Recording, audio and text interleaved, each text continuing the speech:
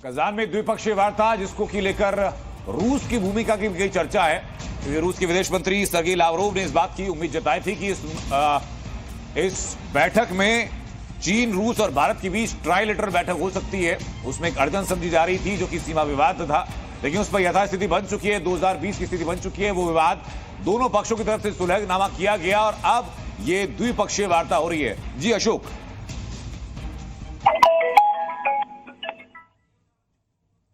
Excellency, सीमा पार पिछले 4 वर्षों में उत्पन्न हुए मुद्दों पर बनी सहमति का हम स्वागत करते हैं। सीमा पर शांति और स्थिरता बनाए रखना हमारी प्राथमिकता रहनी चाहिए। म्यूचुअल ट्रस्ट, म्यूचुअल रिस्पेक्ट और म्यूचुअल सेंसिटिविटी हमारे संबंधों का आधार बने रहना चाहिए। आज इन सभी विषयों पर बात करने का अवसर मिला है। मुझे विश्वास है कि हम खुले मन से बातचीत करेंगे और हमारी चर्चा कंस्ट्रक्टिव होगी।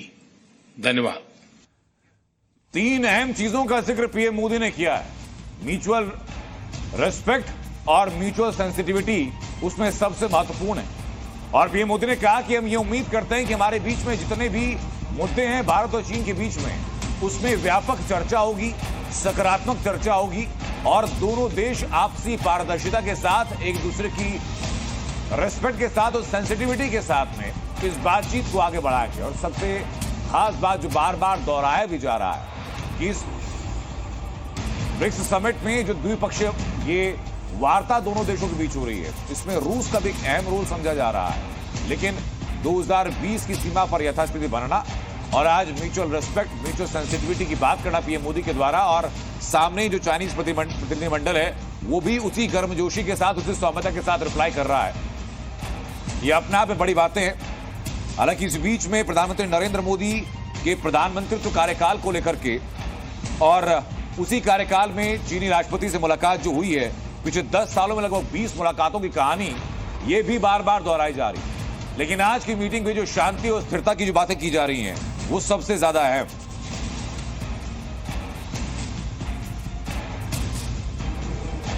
भारत और चीन के नेताओं के बीच यहां कजान में हुई बैठक, और ये पहली बैठक है दोनों नेताओं के बीच करीब 4.5 सालों में। आखिरी बार ऐसी बैठक हुई थी 2019 में, और उसके बाद हमने देखा गलवान के बाद रिश्तों में काफी तल्खी आ गई थी। अब बड़ा फोकस यही है कि कैसे रिश्तों को अच्छा करा जा सके। चीन कहता आया है कि डायरेक्ट फ्लाइट्स की जरूरत है। भारत के बिजनेसेस कहते आए हैं कि जो स्क्रूटनी है जो चाइनीज बिजनेसेस को लेकर, वीजा को लेकर, वो खत्म होनी चाहिए, उससे फायदा होगा। चीन की इकोनॉमी भी ज्यादा अच्छा नहीं कर रही है, ईवी को लेके काफी प्रेशर है यूरोप से, तो कहीं ना कहीं भारत से अगर ताल्लुकात अच्छे होते हैं तो फायदा दोनों भारत और चीन को है। हमने देखा कि कैसे इस सप्ताह के स्टार्टिंग में हमने देखा एक पेट्रोलिंग एग्रीमेंट हुआ, और उस पेट्रोलिंग एग्रीमेंट के तहत जो सिचुएशन है डिसएंगेजमेंट की, और हमने देखा कि कैसे जो मसला बना हुआ था बॉर्डर, उसको लेकर लग रहा है रेजोल्यूशन आ गया है। आज की जो बैठक यहाँ कजान हो रही है वो एक तरफ से रिश्तों को अच्छा तो करेगी और अपॉर्चुनिटीज भी दे सकती है। क्या अगला स्टेप होगा मानसरोवर यात्रा फिर से शुरू करने का? क्योंकि मैं आपको बता दूं कि कोविड के वक्त के बाद से मानसरोवर यात्रा नहीं शुरू हुई है।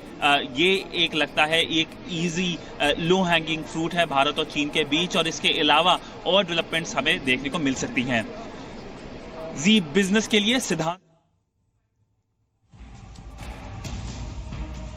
जैसा कि हमारे सहयोगी सिद्धांत सिब्बल बता रहे हैं कि कैलाश मानसरोवर यात्रा को लेकर भी चर्चाएं हो सकती हैं। डिसएंगेजमेंट हो चुका है, पेट्रोलिंग को लेकर के दोनों देशों की सीमाओं को, दोनों देशों की सहमति बन चुकी है अपनी अपनी सीमाओं को लेकर के। और सबसे खास बात यह कि 2020 के बाद जो स्थिति बिगड़ती हुई दिखाई पड़ी थी, अब वापस उसी स्थिति में दोनों देशों की जो सेनाएं हैं वो पहुंच चुकी हैं और वहीं पर तैनाती, पेट्रोलिंग कर दी गई है।